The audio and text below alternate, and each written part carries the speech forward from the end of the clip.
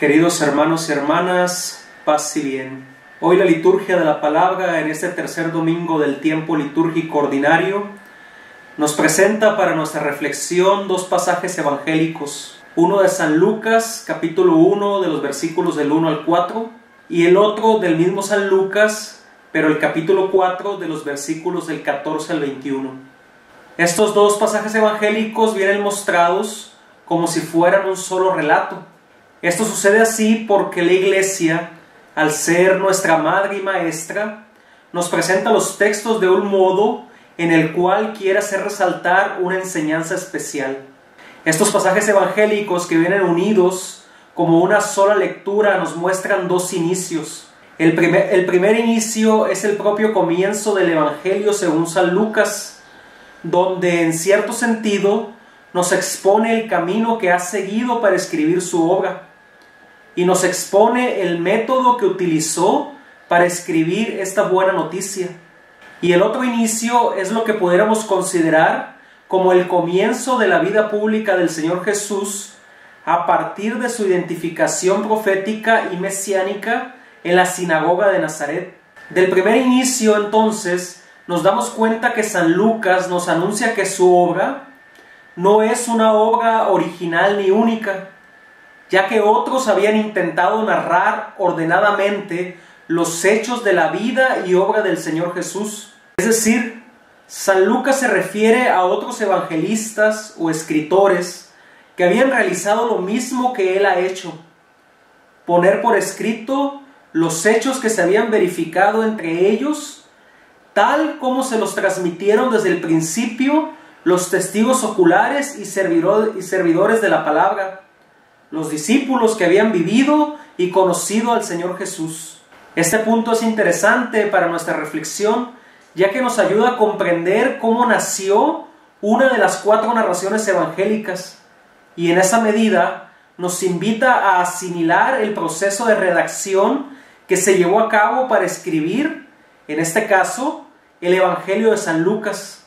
También nos muestra que por una parte el Evangelio tiene un contenido histórico que se puede validar, pero por otra parte nos muestra que el Evangelio fue escrito para transmitir unas tradiciones vivas y orales que ya existían, es decir, aquello que habían vivido los primeros discípulos y que seguramente predicaban y enseñaban, ahora se transmitía a Teófilo, se transmitía también a nosotros. Y esto, queridos hermanos y hermanas, es una riqueza incalculable, es un tesoro que no podemos desestimar, y como tal somos llamados a aceptarlo, a asimilarlo, a hacerlo nuestro para también compartirlo. Como discípulos que somos del Señor Jesús, en contacto con su persona a través de su palabra, somos invitados a transmitir también lo que hemos recibido. De ese modo es la dinámica de la fe en la Iglesia. Este proceso también se puede observar en el destinatario del Evangelio según San Lucas. El evangelista ha investigado diligentemente todo desde los orígenes para escribirle ordenadamente a Teófilo los fundamentos, es decir, la vida y obra del Señor Jesús, que son la base sólida de la enseñanza que ya había recibido desde antes el ilustre Teófilo. De aquí podemos ver que Teófilo ya era una persona que conocía las enseñanzas del Señor Jesús. En cierto sentido, ya era un discípulo. No sabemos realmente en qué etapa del discipulado se encontraba, pero sí podemos suponer que para él era necesario seguir fortaleciendo su fe. Suponemos entonces que recibir esta buena nueva por escrito hace de Teófilo un creyente con una mayor base, una solidez más robusta y un compromiso más profundo. Si nosotros nos ponemos en la posición de este Teófilo, que a voz de algunos estudiosos y exegetas no sería propiamente una persona real de carne y hueso, sino una figura en la cual cada cristiano pudiera identificarse, podemos también, por medio de la lectura del Evangelio, nosotros consolidar, afianzar y vivir más radicalmente nuestra fe. Por tanto, esta primera parte del pasaje evangélico de hoy nos invita a acercarnos más asiduamente a la lectura del Evangelio para darnos cuenta que es la fuente de nuestra vida cristiana. Hemos de estar convencidos de que el Evangelio es la raíz y el soporte de nuestra fe. Es por medio del Evangelio que conocemos la vida y obra del Señor Jesús. Y es por medio de Él que se nos transmite la fe y que nos ayuda a acrecentarla.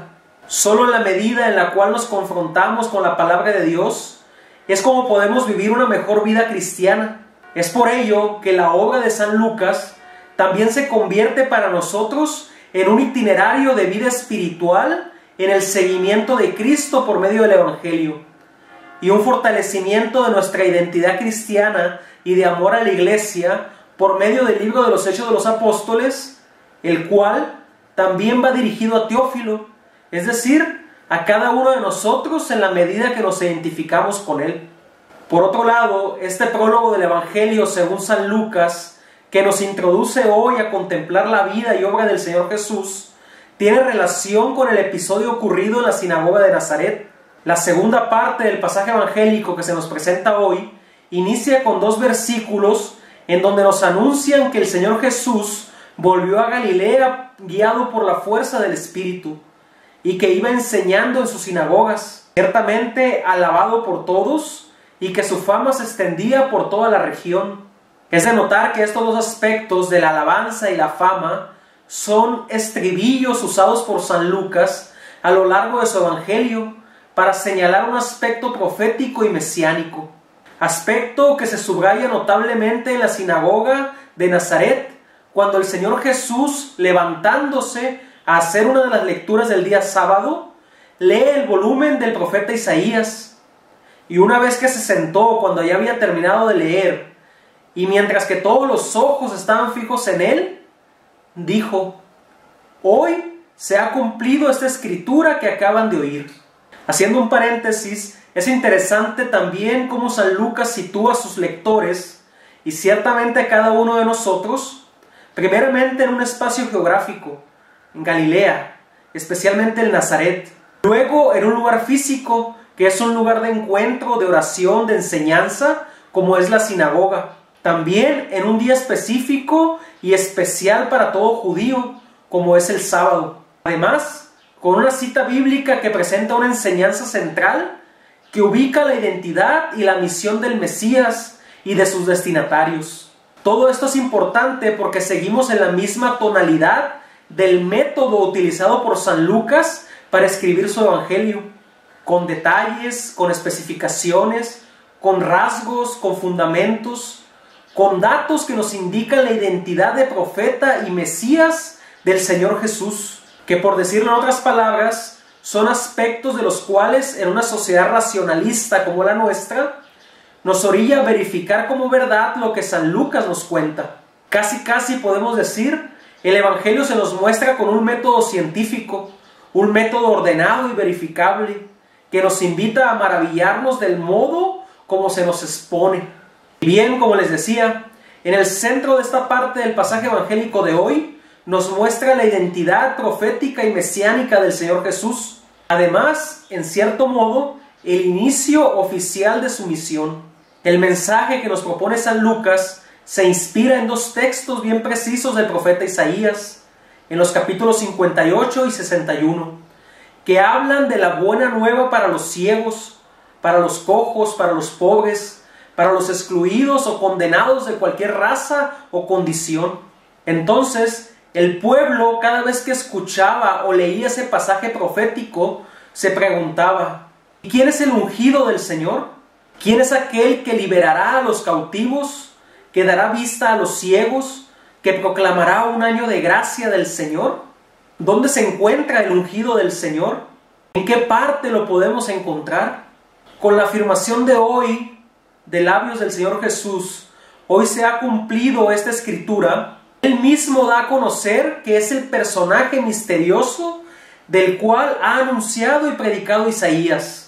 De este modo, con su respuesta, muestra al pueblo y a cada uno de nosotros su identidad profética y mesiánica.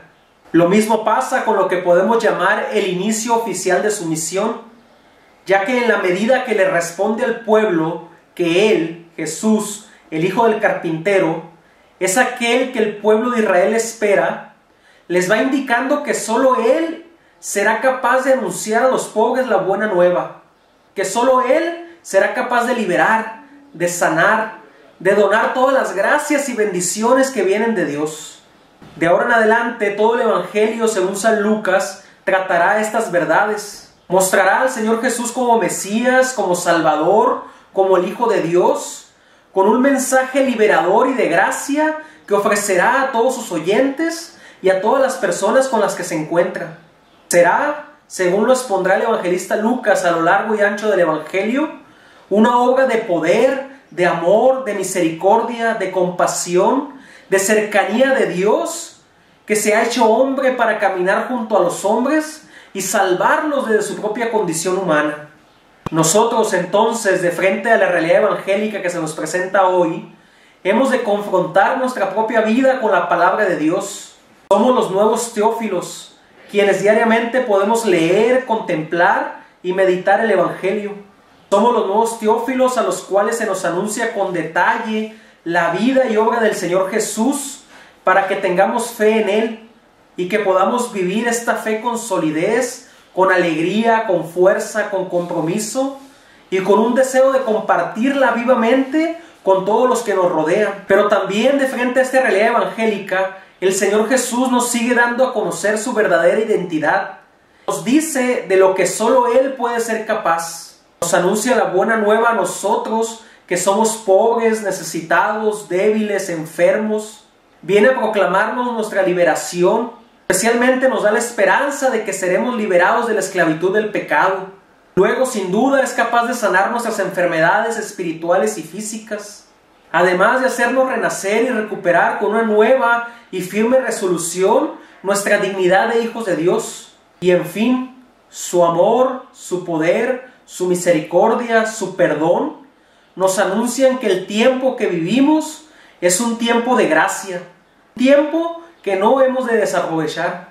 Por eso, como las personas que ponían sus ojos fijos en Él en la sinagoga de Nazaret, no debemos de dejar de mirarlo, de contemplarlo y sobre todo de escucharlo que nos dice: hoy se ha cumplido la escritura que acabas de oír.